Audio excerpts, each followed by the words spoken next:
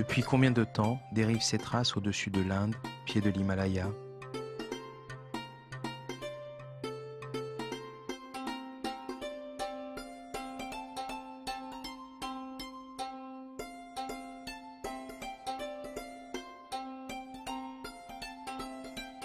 Moi, je ne sais pas si c'est vrai ou faux, mais enfin, j'ai trouvé un article du journal sur Internet qui parle que les militaires indiens ont fait descendre un avion, ont fait atterrir un avion qui justement épandait des chemtrails.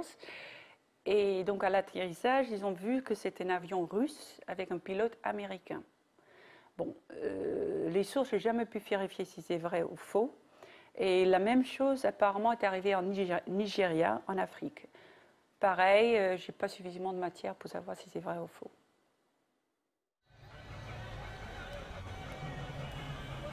Effectivement, nous avons filmé à New Delhi des chemtrails tout frais, si l'on peut dire. Rien à voir toutefois avec les épandages massifs de l'Europe et de l'Amérique du Nord.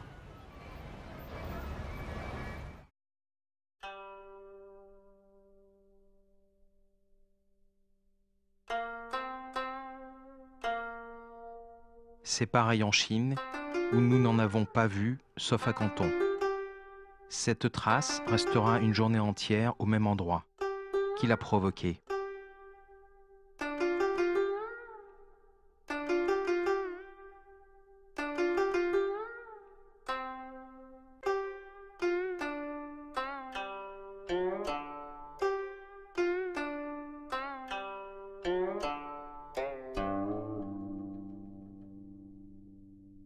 Je crains au niveau des chemtrails que cela s'aggrave, surtout que l'OTAN s'est agrandie de nombreux pays et tout, et quand même que l'action des phénomènes HAARP et des chemtrails partent du Pentagone. Donc je pense que beaucoup d'armées vont utiliser ce moyen d'épandage.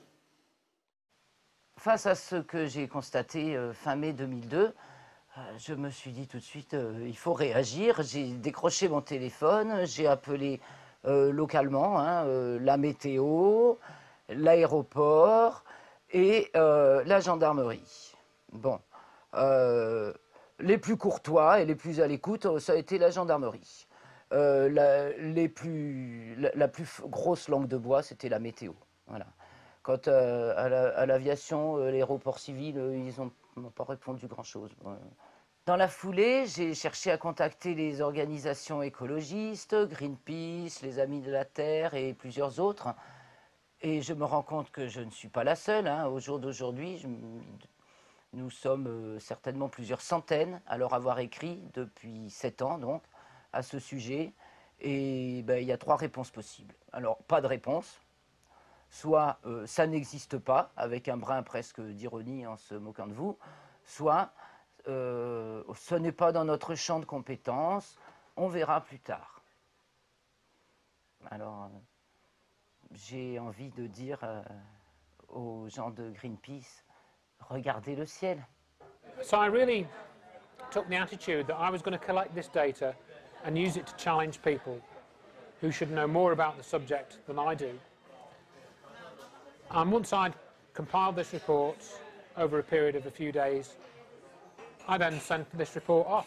As I say, I sent it to the Department of Environment, I sent it to the Department of Transport, and I sent it to Greenpeace and the World Wildlife Fund, and I awaited some kind of response.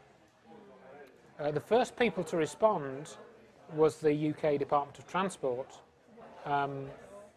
and their basic response assured me that all I was seeing was ordinary aircraft trails. To say that chemtrails don't exist and that everything is a contrail goes contrary to scientific observation. Chemtrails have been substantiated not only by observation but by photography, by actual measurement, by taking the samples on the ground of what is being emitted by these chemtrails, So it has been pretty well documented. And it's not helpful at all to refuse the evidence that is sitting in front of you. I was also actually directed to the another body called NATS, which is I think the National Air Traffic Service. But they also didn't give me any information as to what these aircraft were. So the conclusion from this is I'd concluded that these aircraft trails were not ordinary contrails because they didn't behave like contrails. They lasted for too long. I'd asked for official confirmation of the aircraft which caused these trails and wasn't given any. Nobody could give me this information. And some years ago, people have asked me this question, and since that time I started to investigate it. And I've even written a letter to our Minister of Transport, who has then sent me to the meteorological people, which I visited. And also they cannot explain the phenomenon. They do realize that man-made cirrus clouds, which they call them, they don't have an exact name for them, are influencing our weather, but they don't investigate it. So they just accept it as a phenomenon which we have to live by, and that's it. And all the other questions, they got a lot of questions there asking from worried people about what this phenomenon could be all about. And they all say, well, it's nothing to worry about, which is not convincing for me, and it's absolutely not taking away my worries about what is going on. Well, in a group of active scientists and civilians that we have formed here in Greece to take action against the chemtrails, we have approached people in the parliament, and they ask questions to the parliament, and they ask also questions to the European Commission, but so far we have not received satisfactory answers. The Ministry of the Environment mentioned that this is only ordinary effects. The Ministry of Agriculture, they responded that this is kind of trying to produce rains by seeding into the clouds.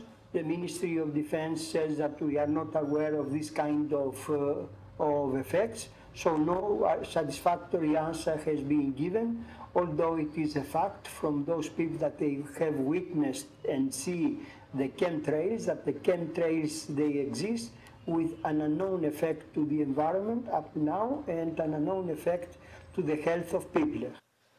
Fin da subito devo dire che quando abbiamo aperto il blog non conoscevamo in quale inferno dantesco ci eravamo infilati.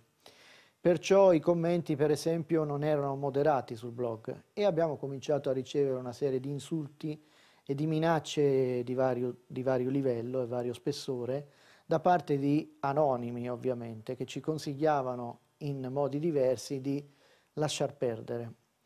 Mano a mano che è passato il tempo, queste minacce sono diventate più organizzate. C'erano persone che sembravano particolarmente interessate e attivate quasi 24 ore su 24 solo per costantemente tenerci sotto pressione attraverso insulti, minacce e altre cose di questo genere. En tant que citoyen, il est très difficile de combattre ce phénomène. E anche in ambito della vita reale abbiamo subito dei danni, soprattutto alle vetture, che sono state danneggiate più volte, e sicuramente perché poi abbiamo avuto la conferma, non solo per quanto riguarda noi, ma anche per quanto riguarda altri attivisti, che alcune persone, alcuni attivisti vengono, come si può dire, vengono pedinati, controllati da persone di zona, che quindi conoscono i vari nostri spostamenti. Tant'è vero che ultimamente abbiamo avuto anche la conferma definitiva che queste persone che sono attive nell'ambito della disinformazione hanno accesso, per esempio, all'anagrafe tributaria e quindi sono in grado di sapere tutte le attività fiscali che ognuno di noi può avere o può aver avuto, Quindi sappiamo che in questo ambito c'è una disinformazione che viene sicuramente finanziata da organi governativi, finanziata e organizzata e tutelata. Non, pour l'instant, je n'ai pas eu de pression pour l'instant, non. Mais plutôt des manques de réponse. De politiek, ik heb een brief gestuurd naar alle parlementairen om dit aan te klagen. Ik heb geen enkele reactie gehad. Dus dit is heel merkwaardig. Ik ben zelf 30 jaar in de politiek geweest. Ik sta nu aan de andere kant. Ik probeer de aandacht van de politiek te vatten. En ik slaag er niet in. Nous avons suivi avec beaucoup d'intérêt, bien sûr, la question du député hollandais Éric Meijer du Parlement européen à la Commission européenne à propos des chemtrails. C'est la première fois qu'une personnalité politique à l'échelon européen interpelle ouvertement sur cette question des chemtrails. C'était donc le 10 mai 2007. Voici un extrait de sa question écrite.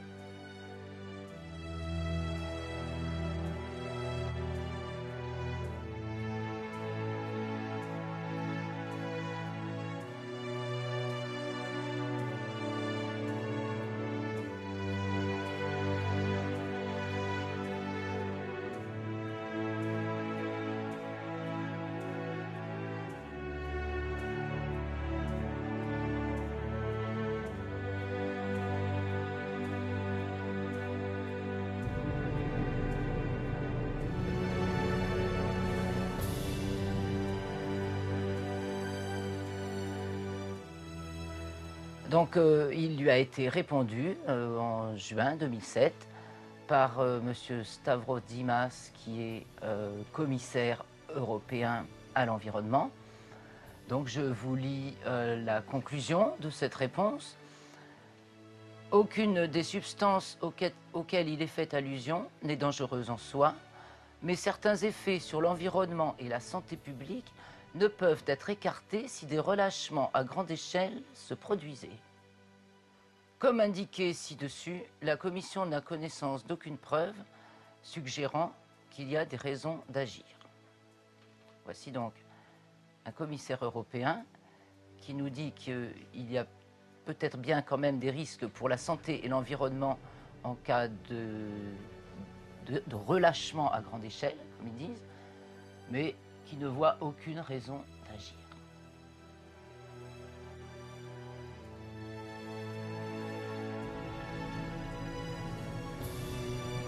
Pourtant, à Bruxelles aussi, il suffit de regarder le ciel.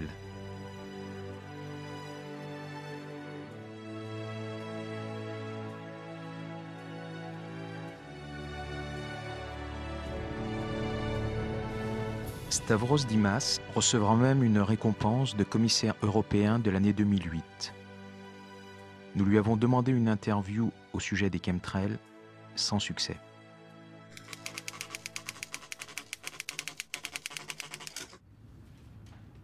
Est-ce que vous connaissez les chemtrails? Écoutez, oui, c'est toujours les questions, c'est encore si vous me posez une question scientifique à laquelle je ne peux pas répondre. Il y a un débat des scientifiques, il faut continuer à suivre ce débat, et quand la communauté scientifique aura trouvé la réponse, ils se seront mis d'accord, on pourra en tant que politique se l'approprier. C'est complètement idiot qu'en tant que maintenant responsable politique, je prenne parti pour des scientifiques contre les autres. C'est pas dans mes capacités. Dus ik heb al heel wat initiatieven genomen gedurende 2 jaar. Dus tientallen klachten bij de politie. Ettelijke telefoontjes naar allerlei overheidsinstellingen. Het laten stellen van parlementaire vragen. Maar je komt altijd met hetzelfde geconfronteerd te worden. Ten eerste, er is geen probleem. Ten tweede, er wordt geen wetenschappelijk onderzoek gedaan. Ten derde zijn er dan natuurlijk ook geen wetenschappelijke resultaten. Dus ten vierde, er is geen probleem. Dus het is deze vicieuze cirkel die ik wou doorbreken. En midden augustus was het mij te veel. Dan heb ik gezegd, wij moeten iets doen. Ten eerste op het vlak van de chemtrails heb ik dus klacht neergelegd bij de onderzoeksrechter. met burgerlijke partijstelling. Dus ik heb €250 betaald en nu is men verplicht om dit fenomeen te onderzoeken. Wat men er ook over denkt, men is verplicht om het te onderzoeken. En over heel Vlaanderen zijn er nu mensen zoals ik die registreren. Telkens wanneer ze de strepen zien passeren, die naar de politie stappen en vragen dat het daar wordt neergelegd in een procesverbaal. En dus op die manier wordt het fenomeen in kaart gebracht. Kan men ook nagaan welke vliegtuigen het zijn, van waar ze komen, waar ze naartoe gaan en wie de opdrachtgever is, kan men stalen nemen van de brandstof of zien wat ze vervoeren. En France aussi a été déposée une plainte. Donc le dépôt de plainte, il a eu lieu au printemps 2009. Alors, au stade dépôt de plainte, on n'a pas de qualification de la plainte, mais je n'ai pas eu la possibilité de faire de photocopie, mais ce que je peux dire, c'est que ce qui était acté, c'était épandage de substances inconnues dans l'environnement.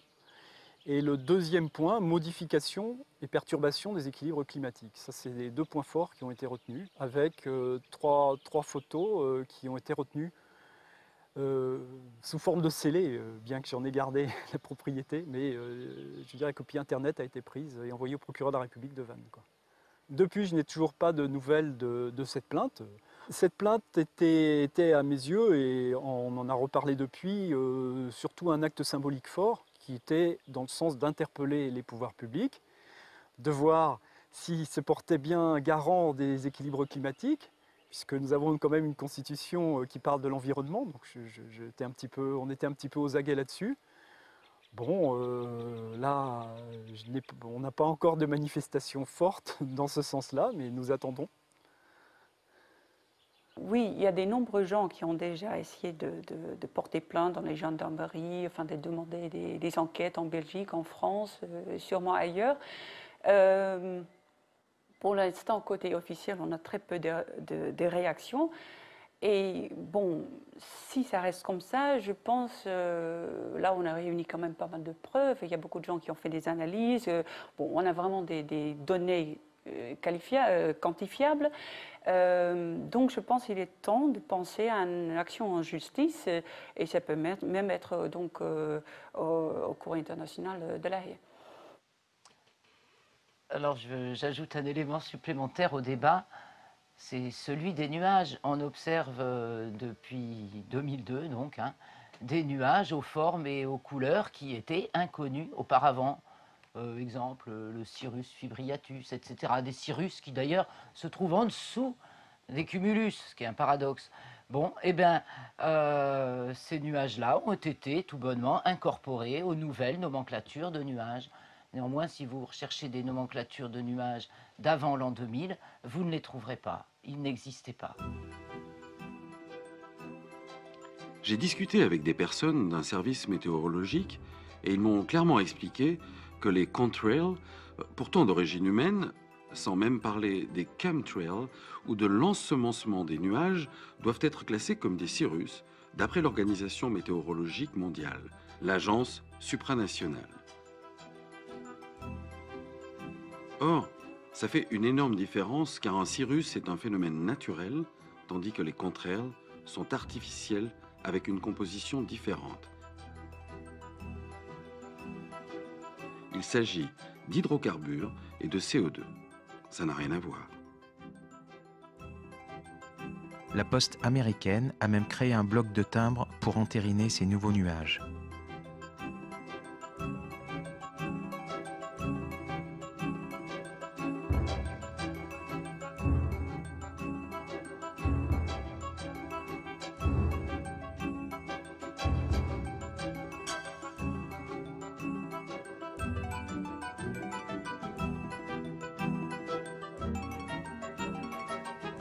Ce qui est inquiétant là-dedans, c'est que ça devient normal. Les enfants qui ont moins de 10 ans, ils n'ont jamais vu autre chose qu'un ciel chargé de traînées chimiques. Donc ça leur paraît, le ciel leur paraît normal, c'est normal.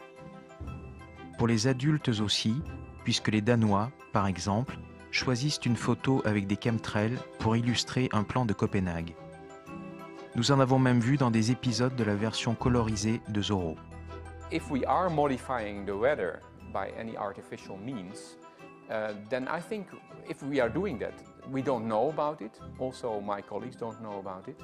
And if we are doing that, the outcome of this experiment, this geoengineering experiment, is absolutely uncertain. We don't know, basically, then what we are doing. And that worries me. However, the question remains, why this secrecy? Why they do not open up the problem to the whole of the scientific society?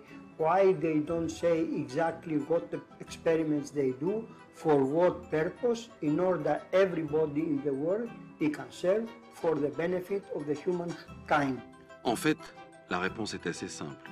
C'est une violation de presque toutes les lois internationales sur la souveraineté, car chaque pays possède la souveraineté sur son espace aérien.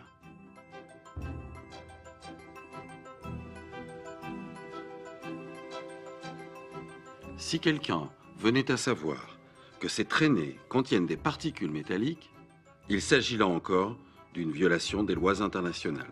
C'est totalement interdit. C'est pourquoi il n'en parle pas. I think the secrecy of the military is something that is just in many ways destroying the civilian economy because they are allowed to do things and then declare them secret for national security. Well, my security depends on air, water, and land and food. And so if they are doing something in my air, I have every right to know about it because my security is essential to national security. And so this secret wall between what the military does and what the people are allowed to know is wrong. Absolument, il y a dans les commissions respectives, effectivement, le problème des militaires et que, en fait, les politiques militaires sont une partie du problème de la dégradation climatique, c'est évident. Et maintenant, c'est dans tout le raisonnement sur justement la démilitarisation, le désarmement. Je crois que la dimension climatique est une nouvelle dimension qu'il faut introduire dans l'argumentation sur le désarmement. Oui, mais au sommet de Copenhague, il n'est question que de CO2, pas de la dégradation climatique par les militaires. Selon un délégué avec lequel nous avons discuté, plusieurs pays auraient menacé autrefois de boycotter les sommets de Rio ou de Kyoto si la question militaire était abordée. Mais il y a toujours une tentative des États de ne pas vouloir questionner les militaires. La transparence, c'est quelque chose de très compliqué pour les gouvernements. C'est pour ça qu'on essaye de ne pas parler du militaire, mais ça, c'est quelque chose qu'on doit attaquer, qu'on doit refuser. I think that wall of secrecy has to stop. And I think environmental investigations have to include the military. The military has to be responsible in the court of law for whatever they do. Oui, mais le premier obstacle, c'est que les gens n'ont jamais entendu parler des chemtrails. Et que même face aux évidences, ils ne veulent pas y croire. Parce que ça heurte toutes leurs croyances, ça bouscule toutes leurs références dans leur vie. Et ils seront obligés de tout remettre en question, et ça, la plupart des gens ne peuvent pas. La prima reazione della gente, delle persone, quando parlo loro del fenomeno delle scie chimiche è l'incredulità. Anche se vedono queste scie nel cielo, spesso non vogliono pensare che esista qualcosa di così malefico e per lo più, se vogliono approfondire la questione, cercano su internet e sono contenti solo quando trovano un sito che nega l'esistenza delle scie chimiche. In realtà basterebbe guardare il cielo e osservare che certe volte passa da azzurro a bianco nel giro di 2 ore perché passano decine e decine di aerei che lasciano scie persistenti, che si espandono e che coprono vaste zone del cielo, trasformando il cielo da azzurro in bianco, mentre nei siti che negano l'esistenza delle scie chimiche If I talk to colleagues about this, they don't recognize the problem. They see a contrail and they see an aircraft. So they put 1 and 2 together and they say, well, it's normal.